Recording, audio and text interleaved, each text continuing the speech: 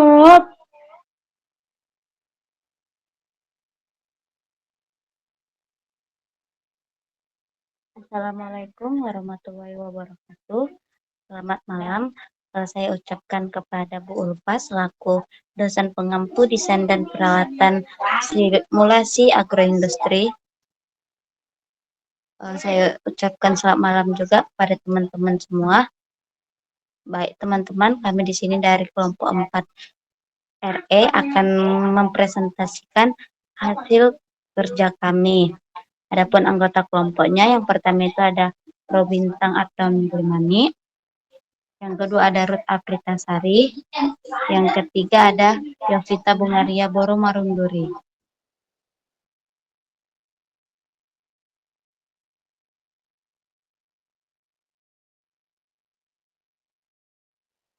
Next yuk.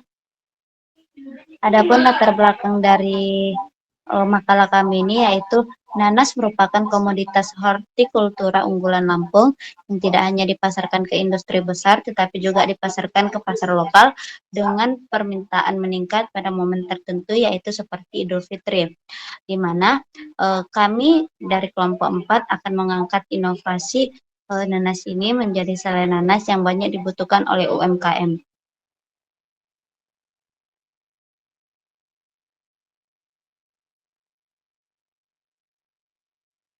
Next. Rumusan masalah dari tugas kami ini yang pertama bagaimana kondisi sistem agribisnis hilir pengolahan nanas menjadi selai nanas di Bandar Lampung yang melibatkan petani dan UMKM. Yang kedua, strategi apa yang dapat dilakukan untuk mengoptimalkan pengembangan agroindustri selai nanas berbasis UMKM agar mampu meningkatkan nilai tambah dan daya saing produk lokal di Bandar Lampung.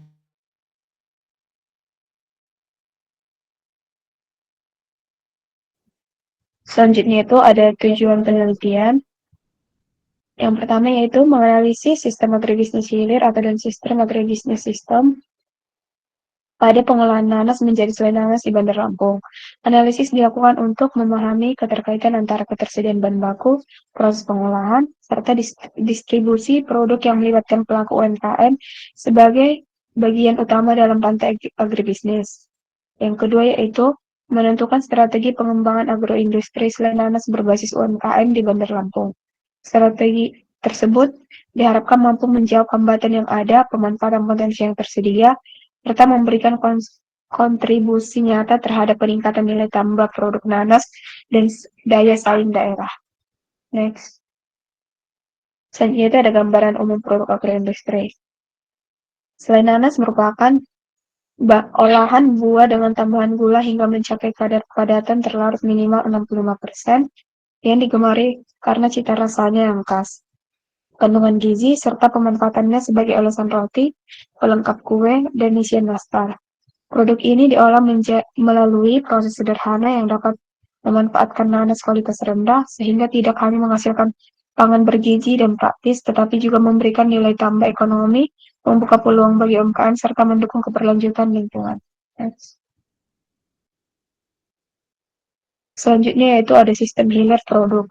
Sistem hilir produk selai nanas dimulai dari pemilihan buah segar termasuk kualitas rendah agar dapat dimanfaatkan dan mengurangi limbah pasca panen.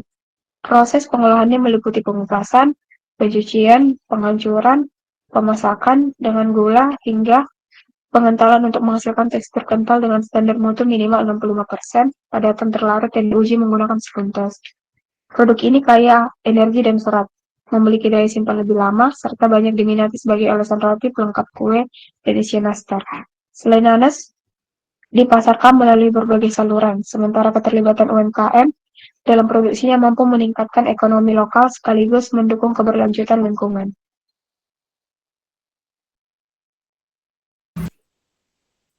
Berikut adalah flowchart dari proses pembuatan dari selai nanas. Sebelumnya di sini dapat dilihat ya, proses pembuatan buah nanas itu dimulai dari penyediaan bahan baku. Di sini terdapat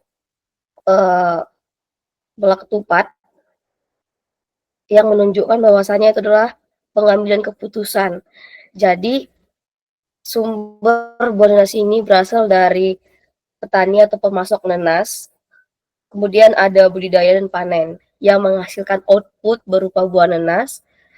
Yang akan diproses selanjutnya itu adalah sortasi, yaitu untuk men-screening antara buah nanas yang baik maupun buah nanas yang rusak. Untuk buah nanas yang rusak akan dikembalikan ke petani atau pemasok nanas. Di sini juga terdapat garis putus-putus yang artinya dapat berhubungan tapi tidak langsung. Kemudian setelah proses sortasi ada proses pengupasan. Di proses pengupasan ini akan menghasilkan output atau limbah, yaitu kulit, bongkol, dan juga mata buah. Selanjutnya setelah dikupas, buah nanas akan dicuci menggunakan air, kemudian akan menghasilkan air limbah, yaitu air kotor hasil pencucian. Selanjutnya ada tahap penghalusan. Kemudian setelah nanasnya halus, akan dilakukan proses pemasakan. Di proses pemasakan ini akan dimasukkan beberapa bahan tambahan seperti gula, asam asetat, dan juga benzoat. Selanjutnya setelah proses pemanasan akan dilakukan pemeriksaan. Di sini juga terdapat tanda panah bolak-balik yang artinya saat nanti pemeriksaan baik itu warna, aroma, tekstur maupun rasanya belum sesuai, akan dilakukan pemasakan kembali. Setelah proses pemasakan dan pemeriksaan, kemudian akan dilakukan pendinginan. Setelah dingin, selain nanas akan dikemas menggunakan dua jenis kemasan, yaitu jar kecil maupun jar yang besar. Selanjutnya, selain nanas akan dilakukan pemasaran. Metode pemasaran dilakukan melalui dua jenis, yaitu melalui sosial media dan juga toko.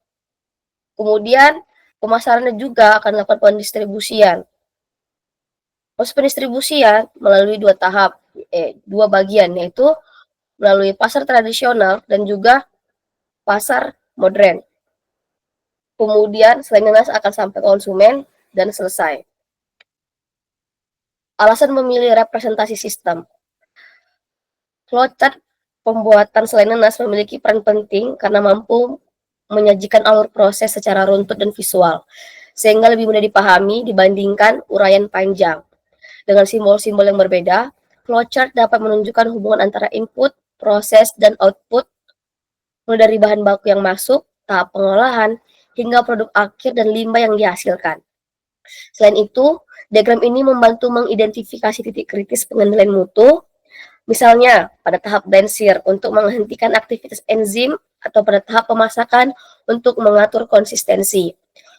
Flowchart juga mendukung evaluasi dan perbaikan, karena jika terjadi masalah pada produk akhir, alurnya dapat digunakan untuk menelusuri kembali tahapan yang menjadi penyebab.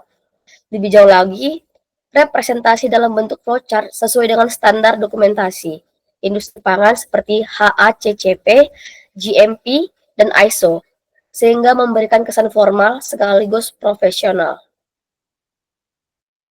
Berikut, setelah dilakukannya analisis terhadap downstream system pada pembuatan selai nanas dapat disimpulkan. Yang pertama, analisis sistem agribisnis hilir menunjukkan adanya keterkaitan kuat antara ketersediaan bahan baku, proses pengolahan sederhana yang bernilai tambah, dan distribusi melalui UMKM pada berbagai saluran pemasaran. Yang kedua, strategi pengembangan perlu fokus pada peningkatan produksi, inovasi olahan, perbaikan kemasan, dan penguatan pemasaran digital dengan dukungan pemerintah, pendidikan, dan swasta untuk meningkatkan nilai tambah serta daya saing daerah. Sekian presentasi dari kelompok 4 FE. Apabila ada kesalahan untuk berkata, kami mohon maaf. Saya akhiri. Wassalamualaikum warahmatullahi wabarakatuh.